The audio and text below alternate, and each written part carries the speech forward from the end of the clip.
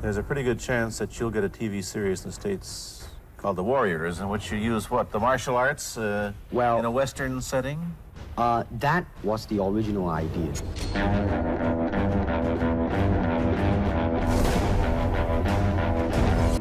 In the late 60s, my father was being considered for a lead role in a TV series about a martial artist. He was passed up because it was believed that a Chinese man could not be a lead.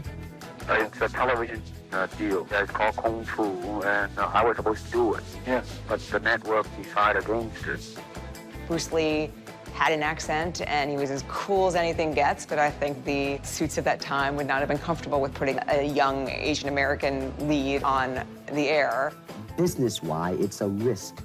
And I don't blame them, I mean, in the same way, it's like in Hong Kong, if a foreigner come and became a star, if I were the man with the money, I probably would have my own worry of whether or not the acceptance would be there. And so he decided to write his own show. Bruce Lee thought it was time in America to have a television show about Kung Fu. So he had this notion of a show set in America where a Chinese man comes to America in search of his sister and ends up that fish out of water story about a Kung Fu prodigy. It was obviously a martial arts vehicle for him to star in, and ultimately The Warrior is what it was going to be called. Let me ask you, however, about the problems that you face as a Chinese hero in an American series. Have people come up in the industry and said, well, we don't know how the audience are going to take a non-American? Such question has been raised. In fact, it is being discussed, and that is why The Warrior is not going to be on. It was a big disappointment for him. He was sort of struggling to be accepted in Hollywood and to be able to make that mark that he really wanted to make. You look at all the television series, yeah. I mean, all of them are gimmicks. That's shallowly treated. It's all fast money. I had heard the urban myth that Bruce Lee had an idea of doing a Western, and that always kind of stuck with me. This treatment and the fact that my father had written this show was always sort of part of the Bruce Lee lore, and people who know a bit about Bruce Lee have heard about this, and Justin was definitely one of those people. And we got together, I showed him the drafts of the treatment and the drawings and all those things. It was amazing to kind of have experience and heard of the myth, but finally had the typed papers in my hand. He had pages of character drawings, he had colorful images, he had notes on score. He has a little moment where he took out a pencil, a color pencil, and wrote all over one word, colorful. He like literally changed the word. Just really great. There was so much life in it. He's so prolific. There's the 8 pages, but then there's the room full of boxes of writing. And he was relentless in trying to figure things out and developing philosophies. And I knew at that point that if we could build it right, it was to really honor the spirit of what he was trying to do. As a person, one thing that I have definitely learned, and my life is a life of self-examination and self-peeling of myself bit by bit, day by day. He was very interested in the Chinese experience. So he was looking at a time frame for this show that took place in the late 19th century in San Francisco's Chinatown community. He was very directed and very focused about his intention to show an authentic representation of a Chinese person. At the time when he was writing it, those ideas were so ahead of its time.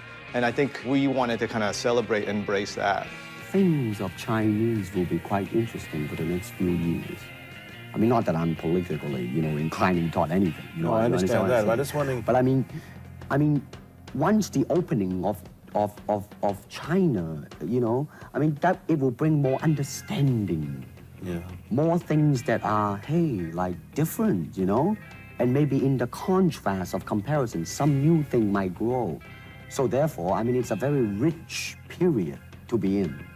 Though it's like 40 years later, we wanted to make sure the spirit of what he was doing was captured and that the process also kind of mirrors what he was trying to do. My father died when I was 4. So I was very young. But I am so grateful for the fact that he was such an expressive human being. I have all of these writings and interviews and footage and things that really give me a glimpse into who he was as a human being, what his process was, what he thought, what he believed. I'm so thrilled to see this show come to fruition, and to be able to honor my father and his legacy in this way is more meaningful than there are words to say. Bruce Lee had this idea about a kung fu prodigy. He had notes about that. He had notes about the character, Assam, and this really nice encapsulated story about a time period that I really wasn't very familiar with. You want to do the Western, eh? I want, because you see, how else can you justify all these punching and kicking and violence except in that period of the West? We had a treatment, which at the end of the day, it's a handful of pages and a lot of notes, but we didn't have a full-fledged series or pilot. We needed to find somebody to help us write this and create this world. Nowadays, I mean, you don't go around on the street kicking people or punching people. Because if you do, Yeah. that's it. I mean, gun. I don't care how good you are, you know. We wanted to tell a different story. I mean, oftentimes when you have, especially the Kung Fu story, I know I've heard the pitch 100 times. White man goes to Asia and, you know, has to fight the bad guys. What we really loved about this is that this is a young Asian man who comes to America who is kind of on his own identity search. I was finishing up another show at Cinemax called Banshee, and Justin Lin had tracked down Shannon Lee and found out about this notion they had from Bruce Lee for a TV show. By then, the guys at Cinemax knew that I was a big martial arts fan and a big Bruce Lee fan, so they introduced Justin and me. When Jonathan sat down with us, it was so clear that though he's a fan of martial arts, he was talking theme, he was talking character, and I felt like that was the best way to start this process. The more I dug into it, the more I became really excited about unearthing what went on during that time period. I knew vaguely that a lot of Chinese had come over for the gold rush, and then a lot of them had come over for the work to build the railroad. So I was aware of that whole immigration, but I had no idea what the politics of it were. I didn't know what the Tong Wars were, and I certainly wasn't aware of what life was like in Chinatown at that time. And I guess I could have imagined the racism and the prejudice that existed at that time, but I was just never aware of how sharply it manifested for the Chinese living in America in the late 1800s. This is part of American history that has been totally ignored. This Chinese-American migration, that is so important to our country. That chapter has never been really showcased. On another level, I want to be part of a show where we have three-dimensional Asian American characters. I was sitting in the Perfect Storm offices with Justin and Danielle and Jonathan, and we were talking about the show, and I got this hit, and I just thought, this is gonna be good. The first script, the pilot script, Jonathan really came in and created this whole world that had the Assam story and the immigration experience, but also had these like very sophisticated political machinations, but was really fun and really pulpy, and all these different characters that populated that world so beautifully. For me, it was that day where we all looked at each other and say, okay, this is it, we're ready to go. This show is the culmination of a lot of the elements for me personally in my career coming together to tell a story that is compelling and that has great characters regardless of their background. It really celebrates kind of what Bruce Lee is all about. It's about going out there and having an idea and creating an opportunity for people to come in and seize it. You know, when we first started talking about this show, it was ahead of its time, I think, when Bruce Lee was typing it up and coming up with the idea. But it felt like we kind of brought that to life exactly as written. We're not doing it justice because so much time has lapsed and the medium has also evolved. We felt like it was important to build this world. It takes place in 1800s San Francisco. At the same time, it's very contemporary. We really wanted to create three very specific worlds. We wanted the world of Chinatown, which is our primary world. We also wanted the world of the working class Irish to see how they're living and how they're sparring with the Chinese. And then we wanted the aristocrats and the politicians because it was really important to me to convey how the decisions were happening really at the top of the government chain that were affecting the laborers in Chinatown. The San Francisco of our show is a seething cauldron of intolerance and tension. Chinese labor is just flowing in rapidly. A lot of the Irishmen who have been the workers of the area are being pushed out for Chinese laborers who would work for pennies. But what happened was Chinatown kind of grew and became its own world. San Francisco is sort of a microcosm for the United States at this point. It's sort of a powder keg moment and a tipping point in racial relations for the Chinese community as we start to climb towards the legislation in 1882, the Chinese Exclusion Act. Many people have never even heard of the Chinese Exclusion Act. It's a period of history that's been glossed over, and it was a very harsh immigration policy that targeted one race of people. Chinese people could not own property. Chinatowns, a lot of them, became sort of the boundaries within which they were allowed to be. I think back to when I was in high school and, you take history class, U.S. history class, and there's literally, a 4-sentence paragraph about the Chinese-American experience. And they helped build our country. And for me personally, I think it was important to be able to tell a story of a character that's going through that journey, that American immigrant story we can all relate to. We wanted to take this time in history and take the racism and take the immigrant experience, but move it into, a more elaborate and heightened world, a world where we could also have fun and generate a level of pulp and action. My father did that in his films. He had amazing, entertaining action, he had humor, and then you also got to sprinkle in some of the philosophy, some of the seriousness, some of the deeper messages. And this show is exactly the same. It's very Bruce Lee. As long as the script justifies it. But I definitely do not agree to put something in there just for the heck of it because it is an exploitation. When I set out making the show, because Shannon's involved and I knew that the fans of Bruce Lee were going to scrutinize this, I wanted to give them a lot to sort of grab onto. There are moments where I slip in some of his famous phrases into the dialogue. There's other times where certain fight moves we steal right out of Bruce Lee movies, and it's all done really to pay respect to the master. It was really, how do we pay homage to Bruce Lee and at the same time create our own show? Bruce Lee had this idea that our warrior, Assam, would form some kind of relationship with a cop named Big Bill. So I definitely wanted to take that name and take that idea that Bruce had and build on it. The character of Assam was a character who came from China and came over to America, searching for someone. And then Big Bill was sort of his adversary/friend who sometimes was described as a drunk, sometimes as just sort of a loud Irishman. But those two characters really stood out on the page. In this world, Assam is like the draft version of Bruce Lee. We really wanted to get away from the tropes of the 70s and 80s Hong Kong action movies where the martial arts hero is this sort of pure soul on a quest. We took Assam and we wanted to make him really human with flaws, and he's very reckless, he's impulsive, he doesn't always think things through, and he's very much the antithesis of what Bruce Lee would have been. The goal was not to make Assam a clone of Bruce Lee. So what we do instead is we find ways of inserting some of the Bruce Lee philosophy into all of our characters. If you can move with your tool from any angle, then you can adapt to whatever the object is in front of you. When people see the show, I think they're going to be surprised. There's a lot of preconceived notions when people hear Bruce Lee, they hear martial arts. Of course, there's great action, but I think they're going to be surprised how emotionally involved they're going to be. And we have the ability to be able to take the audience into different points of view. These are compelling characters, not just Assam, not just Big Bill, but when you watch the show, you're going to see that we care about every frame, every second of this story. We honored Bruce Lee's legacy and what his real hope for the show was. I hope that the picture I am in would either explain why the violence was done, whether right or wrong or whatnot.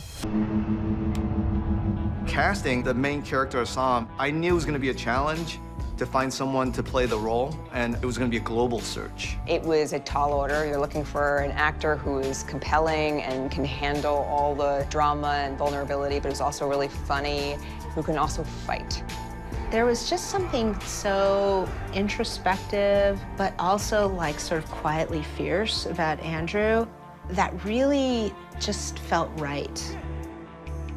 I never thought I'd be able to play Assam because I'd never seen a lead Asian guy on a show before. I'm blessed. I get to do this. Andrew came in. I'm not making any promises. And he blew us away. This is why you want to tell these stories. You want to find people who come in and seize it. And in many ways, that is, to me, kind of embodies what Bruce Lee's all about.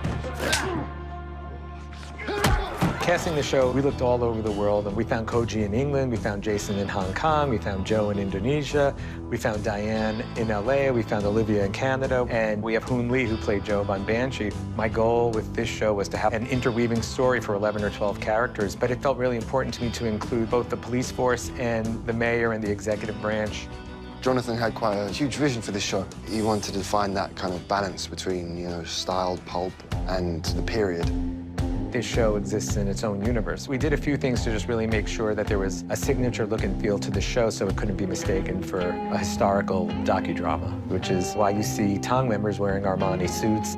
The wardrobe is really interesting on this show because on one hand, you don't want people looking like they just walked out of 2019, but at the same time, you wanted to have that contemporary feel. In this era, in fashion, it is an absolutely hot thing at the moment for Asian and Western fashion to sort of fuse, using period and mixing it with some contemporaries, which was really, really exciting. And then the extra challenge for all the characters who fight, they had to be able to move in their clothes. It feels weird to fight in a suit. It looks good. So they really had to figure out, like, okay, how do these guys look really cool, look true to period, but have a sort of postmodern flair, and not split their pants? The wardrobe is highly fashionable. There's huge trains, there's corsets and jewelry. They've been incredibly open and willing and eager to discuss the aspects of character that would inform costume. Every piece has a story. What colors Mai Ling would wear, what sleeve shapes. It gives you a kind of deportment that we don't have in modern life. You know, they'd walk in a certain way. They'd wear the gloves, the hats, the stick. And then suddenly you see them walking around on the set. That's when it started to feel really real. We knew that we wanted this world to be very tactile, and so that meant that we would have to build. Recreating 1878 San Francisco, you're going to be starting from scratch. And then there was a lot of discussion about scale and the scope of what we were going to be able to create for a backlot. For 24 hours, we just sat talking about we have to build a set that we can reuse. The Chinatown backlot we've built has multiple streets and alleyways which can be redressed to make it feel like an entire city. It's pretty remarkable. We built hills, we have Chinatown streets, we have Irish Town. The fact that the set is so comprehensive and so detailed, you don't have to expend any extra energy. You just are in this world. We tried to avoid having green screens and blue screens all over the place. The thing that struck me when I first stepped on the backlot was not only this replica of San Francisco Chinatown, but also the care that Set Deck had taken with even populating food stands with real food and real smells. You make use of a lot of the historic buildings in Cape Town as well. We shot at City Hall. The photographs I've seen of San Francisco 140 years ago are pretty accurate. The opening scene of the pilot, it's Assam walking off the boat in blackness, and we kind of knew that that shot was key. You see the door open and you see America. And this is an American story, and we are experiencing what it feels like for our hero coming into this world.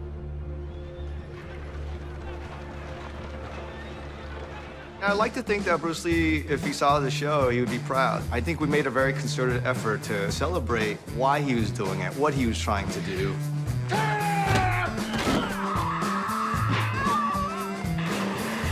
There's just so much care and love in this work. It's pretty mind-blowing, and I'm just grateful to be here. It's an action series, but with heart, with a message, style, and substance. You've got fantastic storyline, you've got a great narrative, you've got huge characters. The show itself, it's a melting pot, which is what America really is.